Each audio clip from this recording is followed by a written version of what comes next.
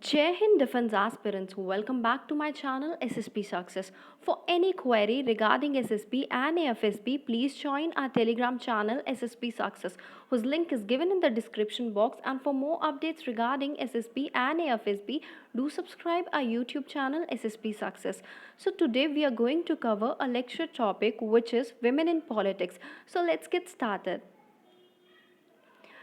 देखो जो last 2 decade से रेट ऑफ वुमेन रिप्रेजेंटेशन है नेशनल पार्लियामेंट में वो ग्लोबली इंक्रीज़ हुई है 11.8% जो कि 1998 में थी और वो 17.8% हुई 2008 में और 23.5% हुई 2018 में। कुछ ऐसे रीजंस हैं जिन्होंने पर्टिकुलरली इंक्रीज़ देखा, जैसे सब सहारन अफ्रीका जहाँ पे लास्ट 20 ईयर्स में विमेन जो है पार्लियामेंट में वो 11 से 23.6% पर आ गई हैं और अरब स्टेट रीजन में जिन्होंने 3.1 से 17.5% तक ये अचीव कर लिया है। जो टोटल ग्लोबल रिप्रेजेंटेशन है वो अभी भी 30% से कम ही है, जो कि बहुत ज़रूरी है अचीव करना अगर हमें क्रिटिकल मास या फिर मेजॉरिटी चाहिए विमेंस की। जो डेटा है 2019 लोकसभा इलेक्शन का वो ये कहता है कि जो वुमेन की पार्टिसिपेशन है पॉलिटिक्स में वो अभी भी लो है। According to a list compiled by inter parliamentary union in 2019, India की जो रैंक है वो 153 है out of 190 nations in percentage of women in the lower house of world parliament. India देखो यंग है और उसके लीडर्स नहीं। कंट्री की जो मीडियम एज है वो 29 है और एवरेज पार्लियामेंट्रियन एज जो है वो 55 है। एक्टिव पार्टिसिपेशन ऑफ वुमेन जो है वो काफ़ी ज़रूरी है। एज जैसे मेन जितना पार्टिसिपेट कर रहे हैं पॉलिटिक्स में उतना ही वुमेन्स का पार्टिसिपेशन भी ज़रूरी है। At all levels of decision making political involvement is essential. और वो क्यों ज़रूरी है? ताकि इक्वालिटी आए, सस्टेनेबल डेवलपमेंट आए, पीस एंड डेमोक्रेसी हो, inclusive of their prospective and experience into decision making processes.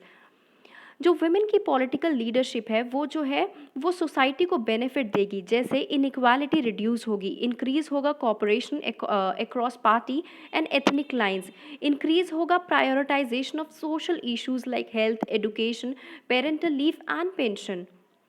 Reasons क्या है क्यों वुमेन्स जो है वो पॉलिटिक्स में काफ़ी कम है? Number 1 reason is illiteracy. देखो one of the main hurdle है ये वुमेन्स के लिए।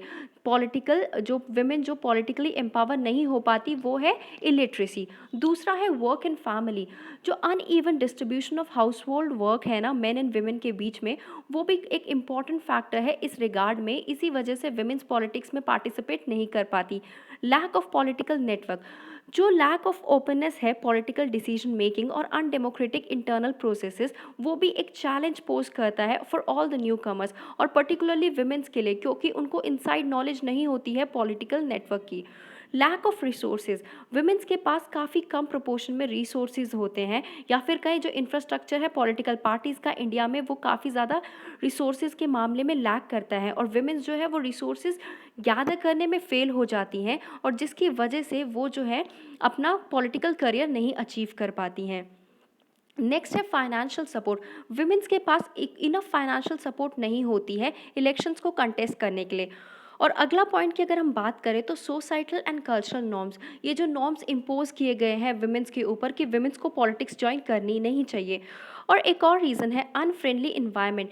देखो ये बताया जाता है कि जो इन्वायरमेंट है पॉलिटिक्स का वो जो है फ्रेंडली नहीं है वुमेन्स के लिए। ओके, तो गवर्नमेंट ने क्या क्या इनिशिएटिव लिए हैं? एक तो हमारा विमेन रिजर्वेशन बिल 2008 आया था, जिसके अकॉर्डिंग 1/3 ऑफ द सीट्स जो है lower house of the parliament of India में वुमेन्स के लिए रिजर्व होनी चाहिए। बट आपको एक बात बता दूं, ये जो है अभी तक अचीव नहीं, ये पार्लियामेंट ना ही तो ये अभी तक बिल जो है वो पास हुआ है और ना ही ऐसा कुछ हुआ है कि हमारी अभी भी मतलब लोकसभा में जो 1/3 सीट्स है वो वुमेन्स को दी गई हैं।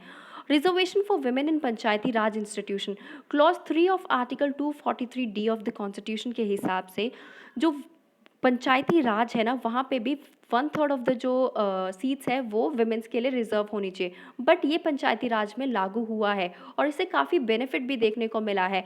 आप अगर देखेंगे तो काफ़ी सारी जो है सरपंच जो होती है वो विमेन होती हैं। उसके बाद वे फॉरवर्ड क्या हो सकता है?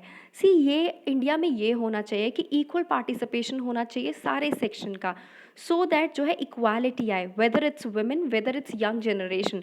और देखा जाए तो जो विमेन बैक्ड कोटास होने चाहिए सो दैट विमेन जो है वो इलेक्शंस को कंटेस्ट कर पाए।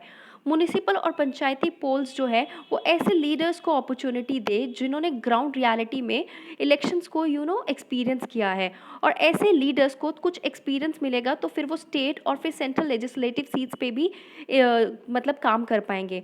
और इनर पार्टी डेमोक्रेसी को प्रमोट करना चाहिए जहाँ पे डेमोक्रेटिक पॉलिटिकल पार्टीज़ की जो वेरियस पोजीशंस है जैसे president, vice president, secretary, treasure, ये भी इलेक्शन प्रोसेस के थ्रू ही फिल होनी चाहिए। So guys, that was all. Do like, share and subscribe our YouTube channel SSP Success. Thank you guys. Bye bye. Take care.